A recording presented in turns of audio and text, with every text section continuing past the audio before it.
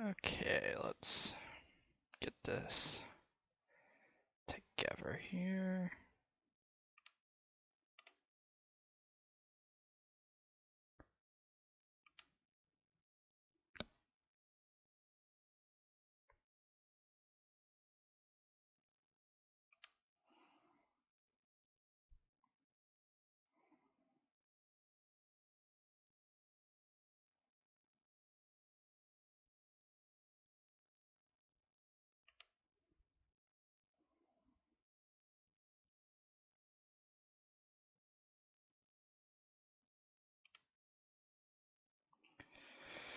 Okay, there's the link.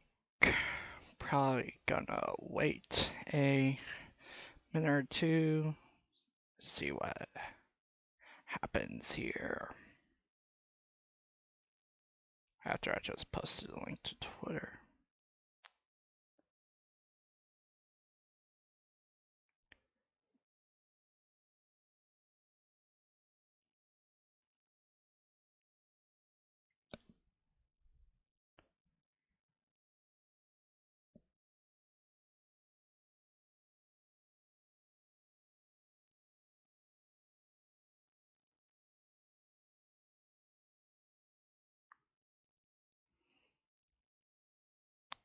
Okay, I think it's, let me see here. Let me check see everything looks good and all that.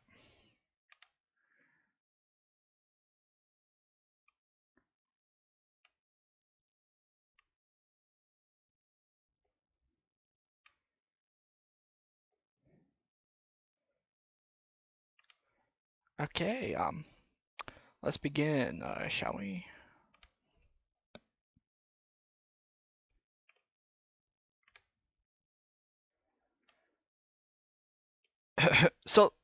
Let's try this out here.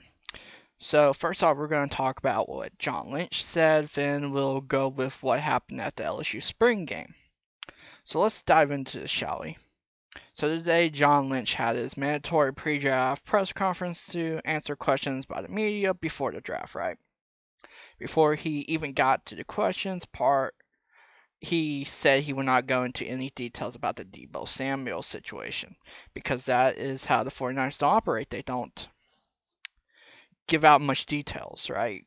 Because it makes them may look bad, may make the player look bad, all of that, right? But he still got questions about it, so he answered the way he usually does, and then he answered other stuff, and all of it was fake, because that's how John Lynch is. Saying things like you don't move on from a player like Deebo, and he's just too good of a player, and he can't envision him trading Deebo. Now the question is, do you believe him or not? Honestly, it's a 50-50 thing right there. You got reports that just the team most would think would trade for him are going in a different direction. And now supposedly the offer the 49ers won't refuse is 2 first-round picks, which makes sense. Jalen Ramsey and Jamal Adams cost that much for the Rams and Seahawks to get said player, so it will make sense that it is what the 49ers want as well. But with the way John talked, it seems he wanted him to stay a 49er, so I lean more that he stays as to get more to draft day, a day in which John Lynch said he doesn't think he'll do much. Besides that, John said they may look at centers more, so adjust your mock drafts if you have them. This comes with the uncertainty of Alex Mack. Lynch wants to say his status for next year, that he will let Mack do that himself, so I'm leaning more he may retire at this current point. And they will draft his replacement. But I think no matter what, they were going to draft his replacement anyway. It's just who will they be looking at? A player that's more ready to play, or a player that will sit? That is what they have to figure out with Alex Mack's situation. Then he talked about Jimmy G, saying he's close to throwing again, and he said it will be okay if somehow Jimmy is still on this roster by start of the year. Everyone has their opinion on that. I honestly don't care a bit, just that I want Trey Lance to play. That's about it.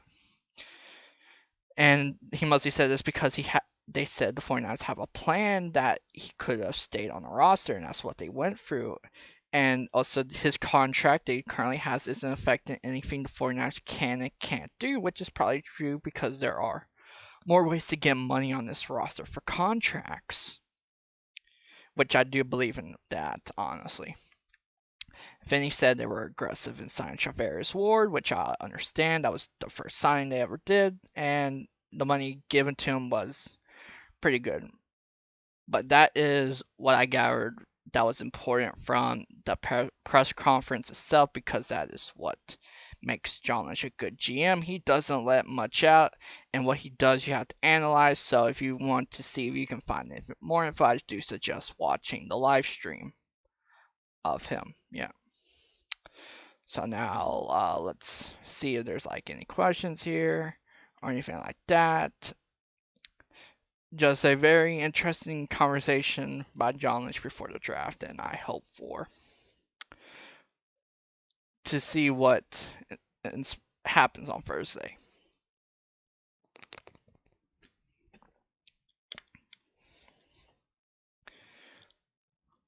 And it's honestly interesting hearing John Lynch talk a lot, because you have, some fans noticing his marks by, going to his ear every time he's nervous, all that type of stuff. Just very interesting stuff by him.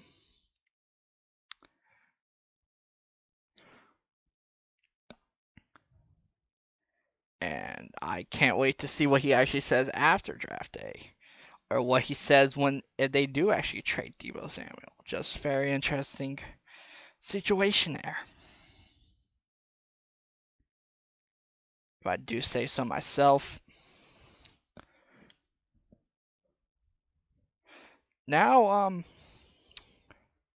let's move on to the LSU spring game. It's something that I have more thought put into besides a press conference, because you can actually watch it and you can make your own opinions on.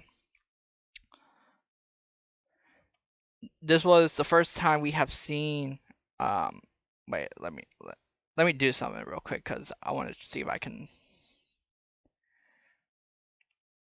I need that.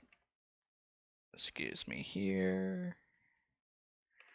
As I should have done this sooner. I know.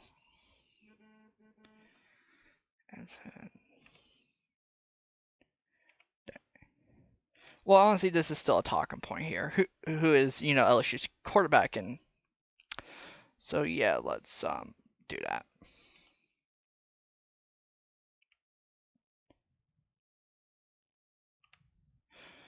So yeah, let's talk the LSU spring game. This was the first time we have seen LSU under Brian Kelly live, and it was a very interesting game. Somewhat like a pro day type. The Pro Bowl in a lot of ways. Defense starts off good, had some sacks, got tired. What you expect in spring. The lead tacklers were safeties, so a very interesting stat right there, honestly, to take note of. But we need to talk offense, right? And the quarterbacks, right? This game, some thought was gonna tell you which quarterback is quarterback one, right? Who is leading this, room, right? It did not do that at all. It was a very competitive. You see why Brian Kelly and everybody else is not naming a starter right now. Every quarterback threw a touchdown, plus I think Jane Daniels rushed one in as well. But all QBs did throw a touchdown, and were some interesting things. First off, the improvement from Garrett Nussmeier. You expect this from a freshman quarterback, right? From a freshman to now, you expect improvement, and Nussmeier has shown that. He was probably the best quarterback on the field. I will not lie to you guys. Miles Brennan still has his arm, which is a good plus, He does look healthy, and that is always a positive with Miles Brennan with his health. He always has that problem with it. Then there is Jane Daniels. He did struggle, I will not lie. And that was probably because most of his reps were when the defense wasn't tired. That is something you need to know with Jane Daniels. Most of his yards, I think, came from one rainbow moonshot pass, whatever you want to call it. But what makes him different from the rest and probably more similar to Nussmeier is the legs, right? He can move. He almost made a big old rushing touchdown, but they marked him down and it didn't happen. And with Walker Howard, right? He's a red shirt. I don't put him in this quarterback competition unless something drastic happens. So I'm taking him out of that as a 3-man race. And something has to change by May 1st, right? That's the last day you can transfer and play this year, right?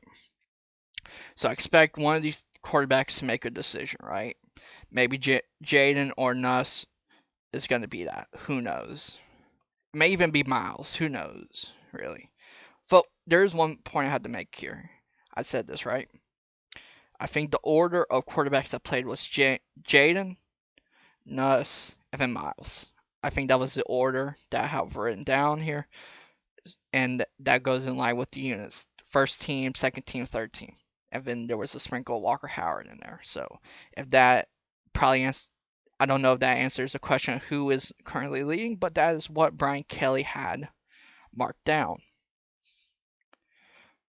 So let's talk about everything else here. Right receivers, still a great group. I think Keishawn Butte didn't play due to injury. I think, but he shouldn't have played anyway, even if he was healthy. But Jack Besh, most reliable pass catcher on this team that isn't Keishawn.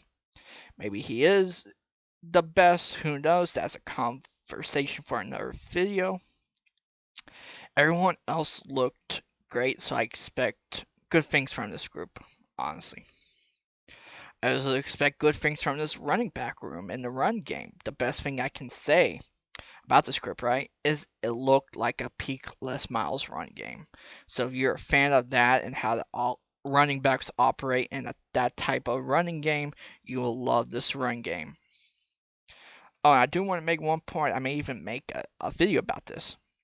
Freshman left tackle Will Campbell is a stud. You don't expect freshman tackles to come in and play against SEC defenders, but he's doing that. And he makes the line better for being able to do that. So that is a great thing, and I will probably go more in topic about that at a later date. But that's all I have on this spring game, and if you want to discuss it, let's do that if there is anything to discuss here. Which honestly doesn't seem like it, but hey. And plus, I don't. Spring games are some of the weirdest thing. People say the Pro Bowls are boring. Spring games are probably more boring a bit. The only reason I'm talking about is because of the quarterback competition.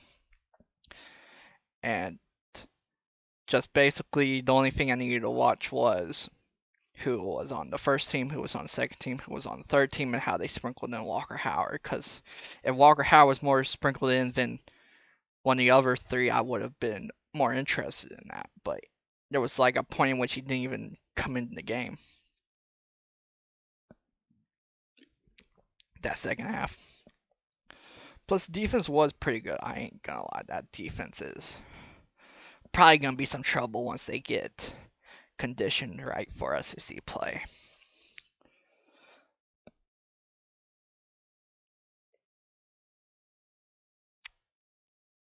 But yeah.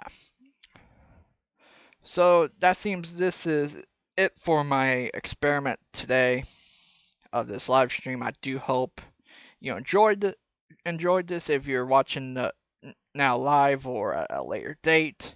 And if you did, why not subscribe, right? That helps me out big. We're at 44 subscribers on the road to all those benchmarks, 50, 60, 70, 80, 90, even to 100, right?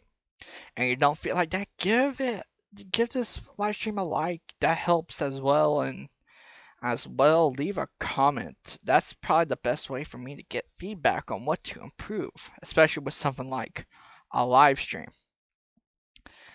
So, honestly, don't know the next time we'll be talking. Probably around the draft, day 2 or day 1, unless they want to let because they may trade Debo Samuel. And yeah, that is it. I hope you guys enjoyed, and I will see you guys next time.